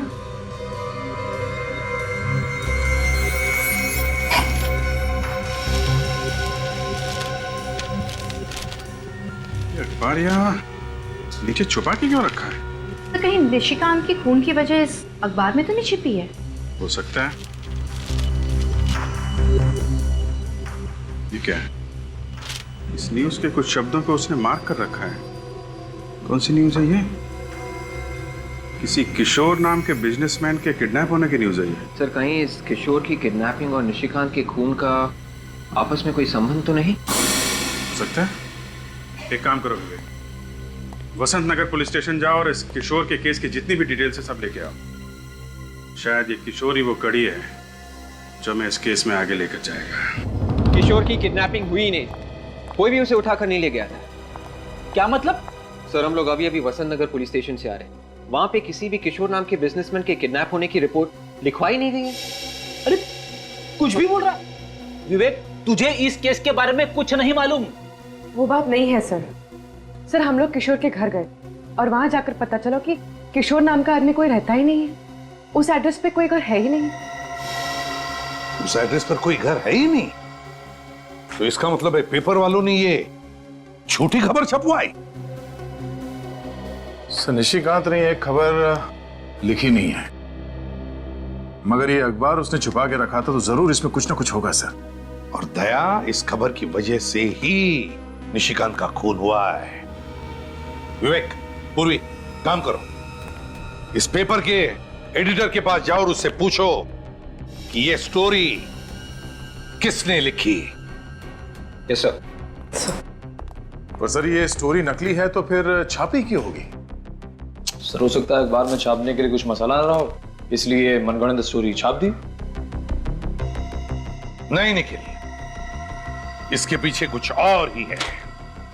जरूर ये red coat northern side 2 armed man, ये जरूर कोई कोड वर्ड है। कुछ तो छुपा है इन शब्दों के पीछे। हाँ सर, खबर में छुपा के कोई खुफिया संदेशा भेजा जा रहा है। लेकिन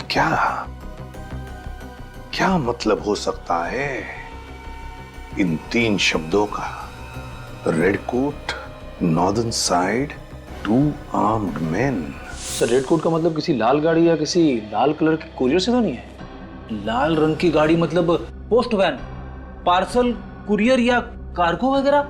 हो सकता है, लेकिन मुझे तो लगता है कि ये कुछ और ही है। ये कोई छोटी मोटी बात नहीं, कोई बड़ा होने वाला है। कुछ तो बड़ा होने वाला है, कुछ तो बड़ा, मगर क्या? माय गॉड, आज 26 जनवरी है, तो कोई ऐसा तो नहीं कि कोई हमला होने वाला है आज 26 जनवरी के दिन? मुझे भी यही लगता है सर। कहां पे सर? वसंत नगर। वसंत नगर तो बहुत बड़ा एरिया है सर, किस जगह पे होने वाला पता कैसे चलेगा? ये रेड कोट, लाल कोट मार्केट। लाल कोट मार्केट? तो फिर दया, लाल कोट मार्केट के नॉर्दर्न साइड मतलब उत्तरी दिशा में। उत्तर दिशा में कहां पे सर? सर ये क्रॉस रोड देखिए, इसमें ये क्लॉक टावर लिखा हुआ है। हाँ तो लाल कोट मार्केट के उत्तरी दिशा में 4 क्लॉक टावर्स है सर। तो फिर दया, ये जो फाउंटेन लिखा है, इसका कोई ना कोई तो मतलब जरूर है दया। फाउंटेन? सर उन 4 क्लॉक टावर में से एक क्लॉक टावर के नीचे ये फाउंटेन भी है। तो इसका मतलब है जो भी धमाका होने वाला है वो वसंत नगर के लाल कोट मार्केट के उत्तरी दिशा में, जहां पर 4 क्लॉक टावर्स है और जिसमें एक क्लॉक टावर के पास में फाउंटेन है, वहीं पर। धमाका कब होगा सर? रेडी? ये पेपर कल का है, 24 घंटे पहले का।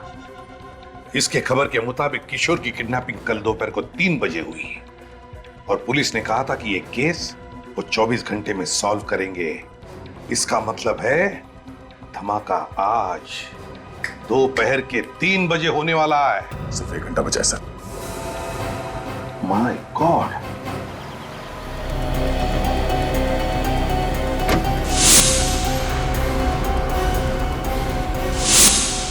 तीन बजने में 5 मिनट बाकी है।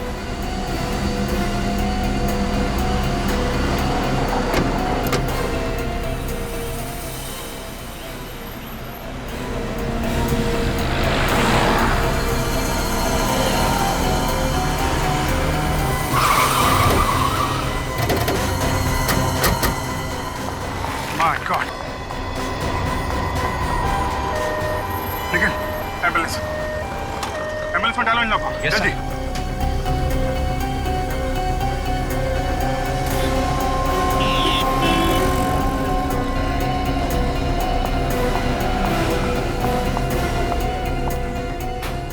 संभाल के। मैम आपको कुछ नहीं होगा, संभाल के, संभाल के। दूसरी बॉडी भिजवा। काजल, काजल, क्या हुआ? I'm okay, sir. पता नहीं आतंकवादी हमारे देश को निशाना क्यों बनाते हैं। सेंटिमेंटल टाइम नहीं है काजल। ये पता लगाना जरूरी है इस ब्लास्ट के पीछे कौन है। एक बार ये लोग हाथ में आ गए ना, एक एक ब्लास्ट का हिसाब लेंगे इनसे। सर बॉम्ब इसी कार में लगा के रखा था। देखो अंदर कुछ मिलता है क्या? कहीं ये ब्लास्ट कोई चेतावनी तो नहीं है आगे आने वाली किसी बड़ी मुसीबत के लिए? सीनियर इंस्पेक्टर अभिजीत बोल रहा हूँ CID से। लाल कोट मार्केट में एक बॉम्ब ब्लास्ट हुआ है। हाँ, लगता तो है किसी आतंकवादी संगठन का हाथ है। आप पूरे शहर में रेड अलर्ट करवा दो, अभी के अभी। या सर। हाँ नहीं सर, चेजिस नंबर मिल गया। मिल गया? जी सर। क्या है? 1PO 9834F। 9834F, very good. पता चल जाएगा इस कार का मालिक कौन है। Hello RTO।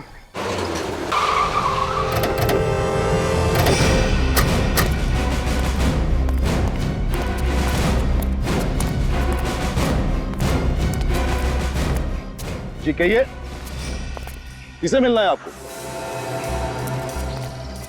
प्रतीक से मिलना है। नहीं प्रतीक हूं। ZX097097, ये तुम्हारी गाड़ी का नंबर है? जी हाँ, पर वो गाड़ी तो मैंने 20 दिन पहले बेच दी। आतंकवादियों को बेच दी? आप लोग है कौन? आतंकवादियों के बाप, CID। क्या हुआ सर, मेरी गाड़ी को क्या हुआ? बॉम्ब ब्लास्ट हुआ है, 150 लोग मारे गए। ब्लास्ट? सर मेरे यकीन कीजिए सर, मैंने वो गाड़ी 20 दिन पहले बेच दी।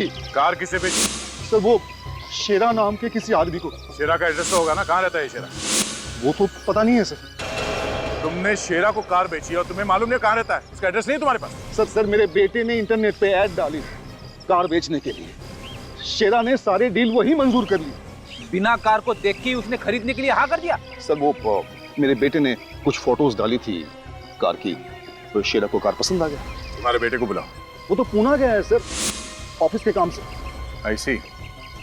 अच्छा, इस शेरा ने पेमेंट चेक से किया होगा? नहीं सर, शेरा ने मेरे बैंक अकाउंट में कैश जमा करवा दिया था और फिर घर आकर कार की चाबी ले गए। शेरा घर आया था तो तुमने उसे देखा है? उसका स्केच बनवा सकते हो? नहीं सर, वो जब आया था घर पे मैं था नहीं घर पे। तो खुद आके तुम्हारे घर के अंदर से गाड़ी की चाबी लेके गया? सर मेरे नौकर ने दी थी चाबी। नौकर को बुलाओ। उसे तो मैंने पिछले हफ्ते ही नौकरी से निकाल दिया था, अब पता नहीं कहाँ होगा। कमाल है सर, इसके पास तो सभी बहाने पहले से ही तैयार है। शेरा का ईमेल एड्रेस है या वो भी नहीं है तुम्हारे पास? हाँ सर, ईमेल एड्रेस है। चलो शुक्र है, किसी चीज के लिए तो हाँ बोला तुमने। लेके आओ।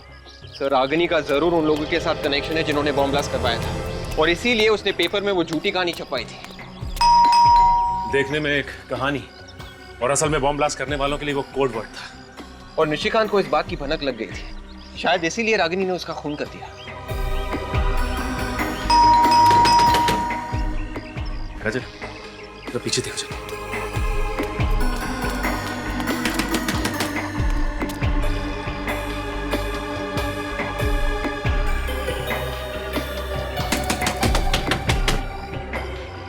लगता है ये रागिनी दरवाजा नहीं खोलने वाली।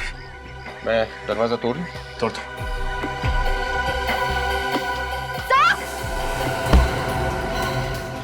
क्या हुआ काजल?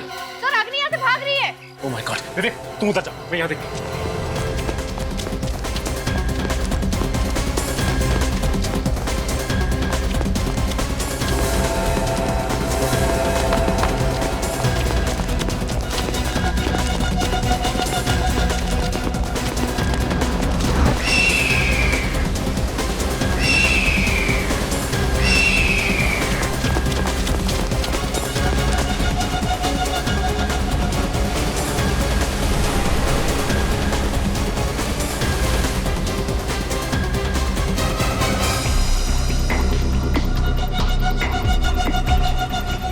अब तुम्हारा खेल खत्म हो गया है रागिनी कुमार। हाँ, ठीक कहा तुमने, खेल खत्म हो चुका है। रागिनी! रागिनी! रागिनी! रागिनी! ये तो मर गई। शेरा85@gmail.com से एक ईमेल भेजा गया था तुम्हारे साइबर कैफे के किसी कंप्यूटर से, देख सकते हो? जी हाँ सर, नेम और एड्रेस दोनों मिल गया सर। 53 मयूर विहार सिप्रा रोड। इस शेरा से मिलना पड़ेगा। थैंक्स। Yes sir. एक धमाका तो हो चुका है, बाकी के धमाके कहाँ होने वाले हैं? ये राज तो रागिनी की मौत के बाद दफन हो चुका है। भले रागिनी की मौत हो चुकी हो, लेकिन कोई ना कोई कड़ी यहाँ से जरूर मिलेगी जो हमें यह बता सके कि इन आतंकवादियों का मकसद क्या है। क्या है उनका मकसद? घर का कोना कोना छानना।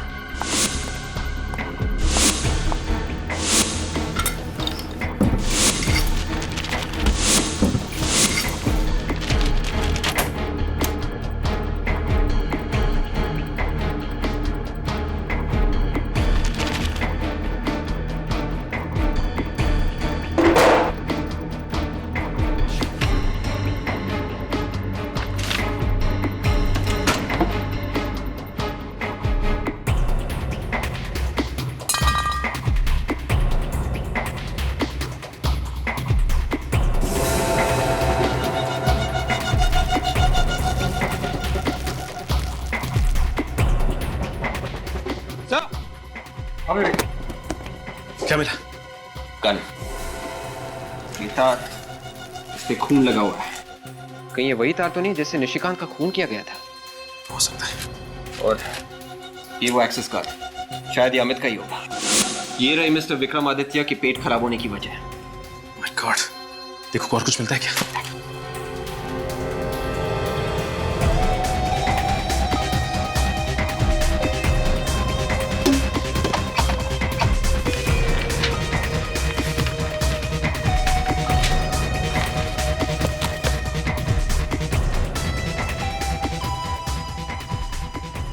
ये देखिए सर, पता नहीं इतने सारे पासपोर्ट, एक ही शक्ल है पर हर पासपोर्ट में नाम अलग अलग है। प्रीति, अमृता, शिल्पा, नुपुर, कामना, लक्षिता।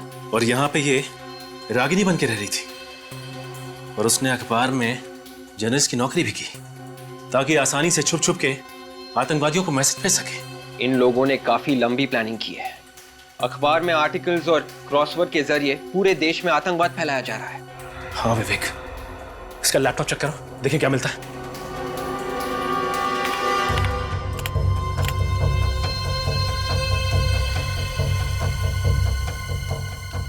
ये है रागिनी का आखिरी आर्टिकल। आर्टिकल पे आज ही की तारीख लिखी है। फिर तो इसमें भी कोई सीक्रेट मैसेज होगा उन आतंकवादियों के लिए। मगर आज का अखबार तो छप चुका है, हमारे पास वक्त भी बहुत कम है। न जाने कितने मासूम और बेगुनाहों की जान जा सकती है अगर हमने उन्हें वक्त पे नहीं रोका तो।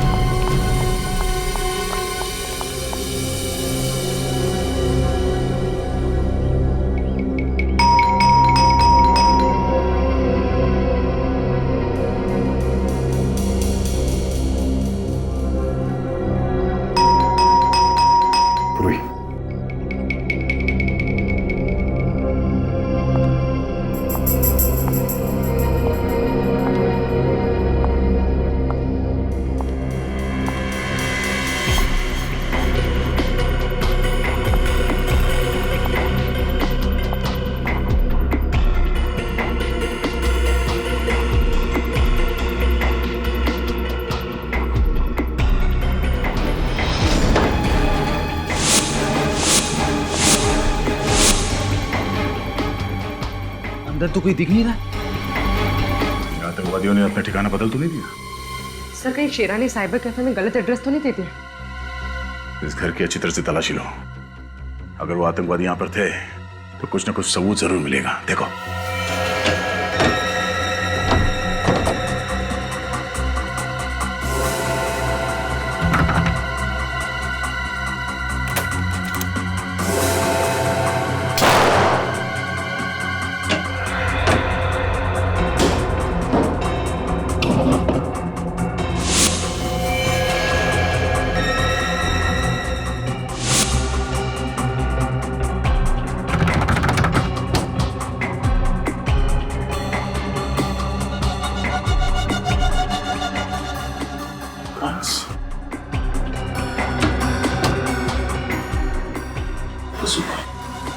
रेडी गुरवी बोलो इसे।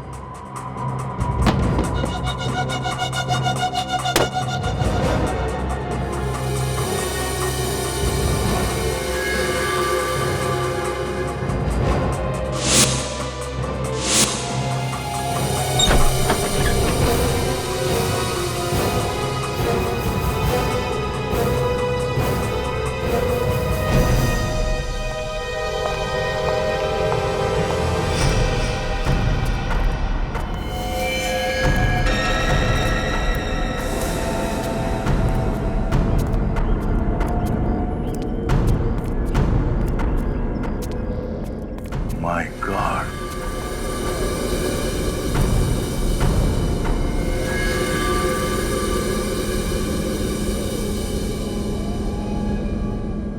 लगता है उन लोगों ने वो बॉम्ब यहीं पे बनाया था। ये लोग एक बार भी नहीं सोचते ऐसा घिनौना काम करने से पहले? उन लोगों के दिलों में नफरत भरी पड़ी है। लालकोट मार्केट पे जो ब्लास्ट हुआ है ये हमारा ध्यान भटकाने के लिए किया गया है। असली अटैक कहीं और होगा सर। क्या ये दूसरा अटैक कहां पर होगा ये मुझे लगता है हमें रागिनी के आर्टिकल से पता चल जाएगा। रागिनी के आर्टिकल से। विवेक क्रॉसवर्ड पजल हो गए? हाँ सर, क्रॉसवर्ड्स में जो वर्ड्स मिले हैं वो है एंटरटेनमेंट, प्रेशियस, कोचिंग, टाइम और royal. Entertainment, precious, coaching, time और रॉयल। तो इनके कोई कनेक्शन है रागिनी के आर्टिकल में से? रागिनी के आर्टिकल में हमने ये वाले शब्द मार्क किए sir. Club, school, 9 o'clock, necklace of queen pearl. ये क्या हो सकता है? सर रानी चौक को क्वीन पर्ल नेकलेस के नाम से भी जाना जाता है क्योंकि वहां पे जितनी भी दुकानें हैं वो नेकलेस के शेप में है सर, सेमी एंगुलर शेप में। मतलब अगला ब्लास्ट रानी चौक में होगा? रानी चौक एरिया कोई भीड़ भाड़ का इलाका तो नहीं है। ज्यादातर टेररिस्ट वहीं पर ब्लास्ट करते हैं जहां पर काफी सारे लोग मर सकते हैं। एक काम करो, शहर का मैप लेकर आओ। ये देखो, ये रानी चौक इलाका है। अब हम देखते हैं कि क्रॉसवर्ड में ऐसे कौन से शब्द हैं जो हमें बताएंगे कि ये बॉम्ब ब्लास्ट कहां पर होने वाला है रानी चौक इलाके में। सर क्रॉसवर्ड में ये शब्द है कोचिंग और इस आर्टिकल में शब्द है स्कूल। तो रानी चौक इलाके में ये जो स्कूल है टॉयलैंड स्कूल, कहीं ये ब्लास्ट स्कूल में तो नहीं होने वाला है? Toyland school? My God. पूर्वी, टॉयलेट स्कूल में अभी इसी वक्त फोन करो और उनसे पूछो क्या 26 जनवरी है तो उनके स्कूल में कोई फंक्शन है क्या, और अगर है तो कैंसिल करो फंक्शन इसी वक्त, जल्दी। Hello toilet school. हाँ जी मैं सीआईडी से सब इंस्पेक्टर पूर्वी बोल रही हूँ। आपके स्कूल में कोई फंक्शन होने वाला है 26 जनवरी को? क्या नहीं? Okay sir. सर उनके स्कूल में कोई कंस्ट्रक्शन का काम चल रहा है, 1 हफ्ते से स्कूल बंद है। इसका मतलब है निशाना कोई और ही है, स्कूल नहीं। सर इस क्रॉसवर्ड में ये एक और शब्द है एंटरटेनमेंट और इस आर्टिकल में ये शब्द है क्लब। और रानी चौक इलाके में बहुत सारे रिक्रिएशनल क्लब हैं, तो कहीं ये ब्लास्ट किसी क्लब में तो नहीं होने वाला? हाँ हो सकता है। हेलो, हाँ आतंकवादी संगठन के बारे में पता चल गया? Very good.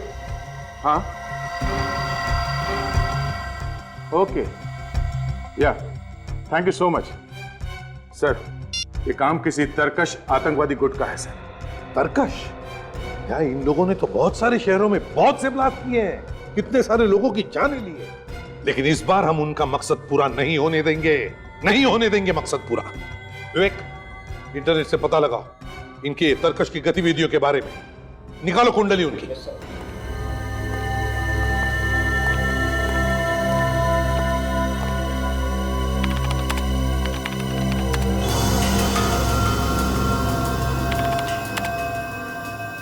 तरकश ने हमारे देश में 5 आतंकवादी हमले किए थे और आज लालकोट मार्केट में जो हमला हुआ था, बॉम्ब ब्लास्ट हुआ था, वो छठा था। और पिछले साथ आर्मी के साथ हुई मुठभेड़ में तरकश के 2 आतंकवादी मारे गए थे। तरकश की आर्मी के साथ मुठभेड़? क्या हुआ था? एक मिनट सर, क्या हुआ है? ये देखिए सर, आज अशोक क्लब में एक फंक्शन है। इस फंक्शन में आर्मी ऑफिसर को उनकी बहादुरी के लिए मेडल दिए जाएंगे और इन ऑफिसर में कुछ ऐसे ऑफिसर हैं जो पिछले साल तरकश के आतंकवादियों को मारने में शामिल थे। अशोक क्लब रानी चौक में ही है। अब समझ में आया गया, शेरा के घर के दीवारों पर बदला ये शब्द क्यों लिखा है। बदला तो इन आतंकवादी कीड़ों का अगला निशाना है Ashok club. Mister Raghu. Yes sir. मैं इसे भी प्रद्युमन, सीआईडी से। चलिए सर। हाँ। सर, आपका फोन आते ही मैंने पूरे क्लब की सिक्योरिटी टाइट करा दी सर। यहाँ अंदर आने के कितने दरवाजे हैं? 5 दरवाजे हैं सर, और 5 के बाहर कड़ा पहरा है। और अगर हमला उन्होंने ऊपर से किया तो? सर, हमारे मिलिट्री हेलीकॉप्टर ऊपर सिक्योरिटी राउंड लगा रहे हैं। ये सुनिए। मिस्टर रघु, आपकी सिक्योरिटी अरेंजमेंट बहुत अच्छी है, मगर हम यहाँ किसी मामूली आतंकवादी ग्रुप के बारे में बात नहीं कर रहे हैं।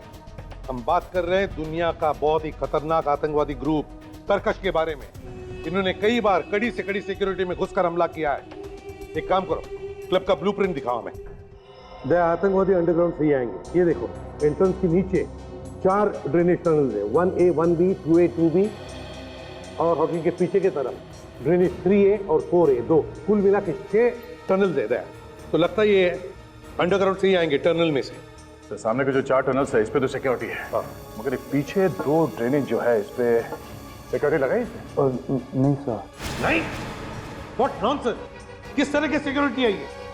दिखाइए हमें। दया, यहीं से आएंगे वो। चलो।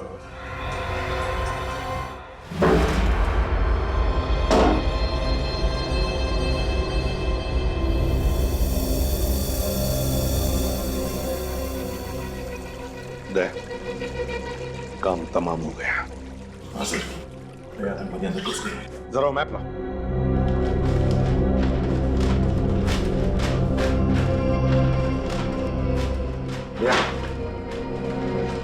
ये वो दोनों ड्रेनेज टनल्स हैं।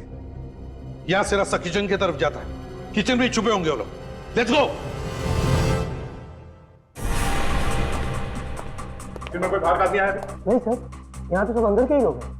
सर, रामू और गणेश को किसी ने स्टोर रूम में बांध के रखा। रामू और गणेश? हाँ जी। किधर? स्टोर रूम में।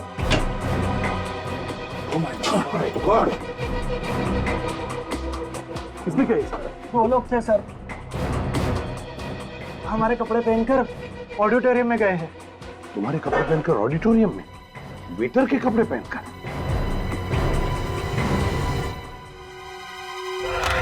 हमारे देश को आजाद करवाने के लिए अनगिनत नौजवानों ने अपनी जान दे दी। आज हमें स्वतंत्रता मिली है तो सिर्फ उन देशभक्त सिपाहियों की वजह से जिन्होंने अपना बलिदान दे दिया। आज हम चैन की सांस ले रहे हैं तो उसका श्रेय सिर्फ हमारे नौजवान सिपाहियों को जाता है। आज हम चैन की नींद सो पा रहे हैं तो वो सिर्फ हमारे देशभक्त सिपाहियों की वजह से। और आज इस ब्रेवरी अवार्ड्स का आयोजन किया गया है तो वो सिर्फ उन सिपाहियों के सम्मान के लिए।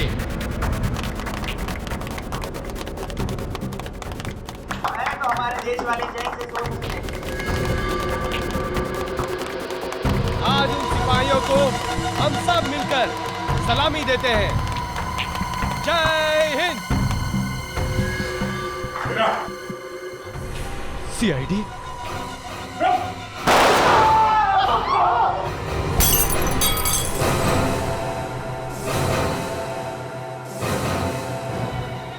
मैं तो मरूंगा, लेकिन तुम सब लोगों को लेकर मरूंगा।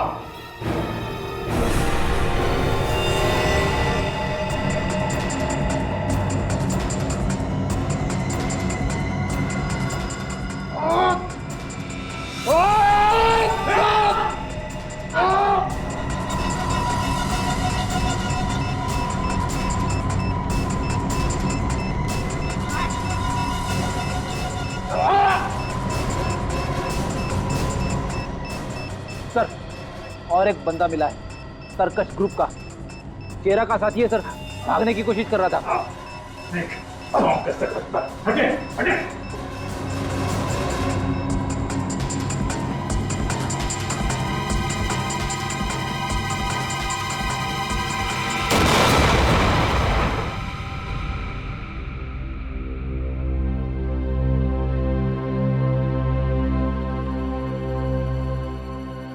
तरकश, खेल खत्म।